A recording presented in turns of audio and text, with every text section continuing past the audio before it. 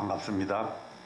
오늘은 이방인에게도 생명을 얻는 회개라는 제목으로 말씀드리겠습니다. 사도행전 11장 18절에 그들이 이 말을 듣고 잠잠하여 하나님께 영광을 돌려 이르되 그러면 하나님께서 이방인에게도 생명 얻는 회개를 주셨도다 하니라. 여러분, 그리스도인들은 왜 전도를 그렇게 애써서 하려고 할까요? 다른 종교에는 없는 특이한 모습이에요. 자기 혼자만 종교 생활하고 자기 혼자만 잘 먹고 자기 혼자만 하나님을 예배하고 자기 혼자만 명상 혹은 기도를 한다면 누가 뭐라고 하겠습니까? 하지만 하나님께서는 복음을 세상 끝까지 전하시기를 원하십니다. 그렇기 때문에 전도자들의 가는 길에는 항상 반대자들이 있게 마련인 것입니다. 초대교회도 초창기에 유대인들을 중심으로 복음을 전할 때는 그렇게 큰 내부의 어려움이 없었습니다. 하지만 이 복음을 이방인들에게 그리고 전 세계에 복음을 전하려고 할 때에 많은 반대들이 일어나게 되었습니다.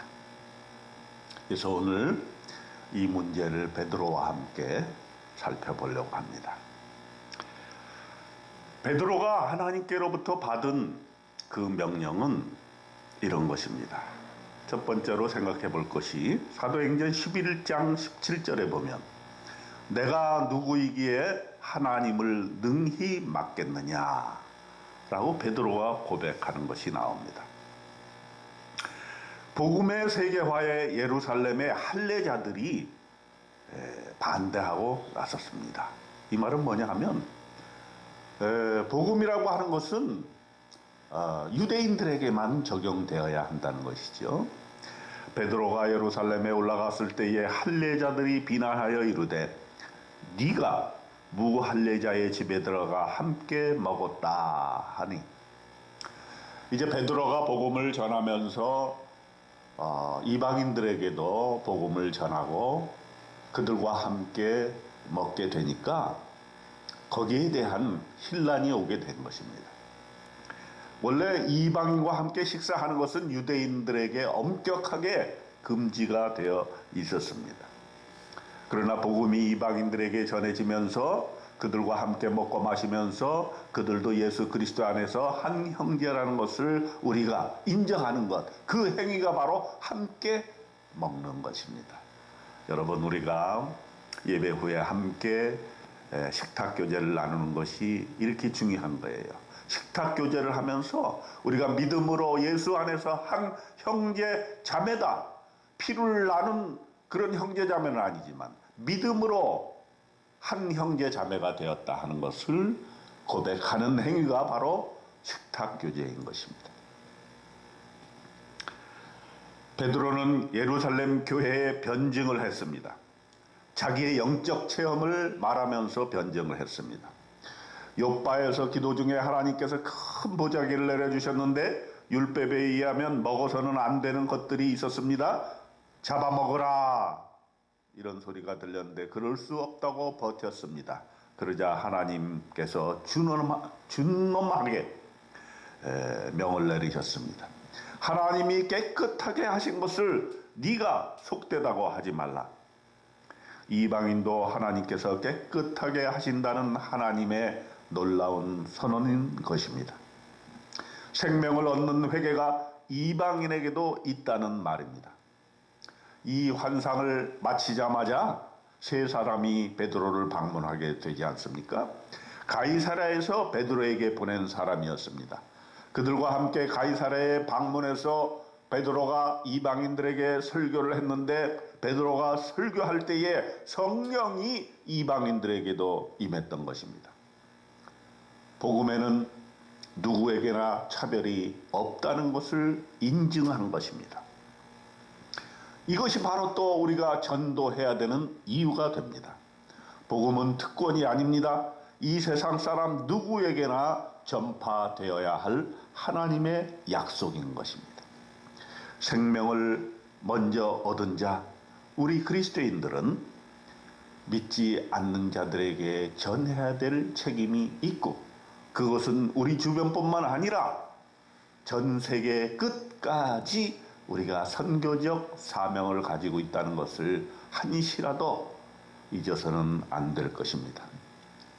두 번째 생각해야 될 것은 이제 이러한 이방인 선교가 초대교회에서 예루살렘 회의라는 공식적인 회의, 즉 지금으로 말하면 교단 총회, 그것을 통해서 공인되었다고 하는 사실입니다. 사도행전 15장과 갈라디아서 2장에는 이 예루살렘 회의에 대한 내용이 자세하게 나옵니다. 어떤 사람들이 유대로부터 내려와서 형제들을 가르치되 너희가 모세의 법대로 할례를 받지 아니하면 능히 구원을 받지 못하리라. 사도행전 15장 1절로 2절에 말씀하십니다. 예루살렘에서 율법과 할례를 이방인에게 부과해야 되는지에 대한 논의가 있었던 것입니다. 그 전까지는 마치 예수 믿는다는 것이 유대인이 되어야 한다는 것으로 인식되기 쉬웠습니다. 그래서 그 당시 유대인에게 가장 중요한 종교적인 통과 의례, 율법과 할례입니다. 그래서 처음에는 복음을 전하는 사람들도 헷갈려 했습니다. 이방인이 예수를 믿게 되면 그들에게 율법을 지키라고 하고 그들에게 할례를 받으라고 해야 되느냐 말아야 되느냐. 유대 보수주의자들은 그들에게도 율법과 할례를 부과해야 된다. 반드시 그 과정을 겪어야만 참된 그리스도인이 될 수 있다. 이렇게 주장했고, 한쪽에서는 아니다. 우리는 유대교가 아니고 그리스도교다. 완전히 새로운 종교다. 우리는 단지 복음으로 예수 그리스도의 십자가와 부활로 완전히 새로움을 받는 그러한 복음을 가지고 있다 했습니다. 그래서 예루살렘 회의에서 베드로가 주장했습니다. 우리는 그들이, 즉 이방인들이 우리와 동일하게 주 예수의 은혜로 구원받는 줄을 믿노라 했습니다. 사도행전 15장 11절입니다. 이 말은 뭐냐 하면 우리가 예수 믿으면 그걸로 끝나는 것이지 거기에 율법이나 할례를 부과해서는 안 된다는 것이고, 그것은 복음이 변질된다는 것을 인정하는 것이라는 말입니다. 그렇기 때문에 예루살렘 교회의 실세였던 야고보도 여기에 동조를 했습니다. 그래서 이방인들에게 율법과 할례를 부과하는 것은 옳지 않다. 다만 예수 그리스도의 은혜로 구원받게 된다 하는 복음을 확정지었던 것입니다. 나중에 바울도 갈라디아서 2장에서 이 문제를 다루면서 계속해서 이방인들에게 율법과 할례를 부과하려는 반대자들의 그런 시도에 대해서 강력하게 그래서는 안 된다라고 말을 했던 것입니다. 이렇게 이방인에게 복음을 전하는 것은 많은 우여곡절을 겪었습니다. 여러분 생각해 보세요. 나만의 복음, 나의 민족에게만 적용된 복음이라면 그것은 복음의 의미가 반감되는 것입니다. 민족의 경계선을 넘어야 합니다. 온 세계인이 구원받을 수 있는 복음이어야 합니다. 우리의 전도와 선교의 시야는 그렇기 때문에 항상 세상 끝 세계를 지향하고 있어야 한다는 말입니다. 저와 여러분은 이런 사명을 가지고 있습니다. 이런 사명, 이것이 바로 우리가 인생 끝날 때까지 이루어야 될 사명이고, 그렇기 때문에 우리 모든 평신도들은 선교사인 것입니다.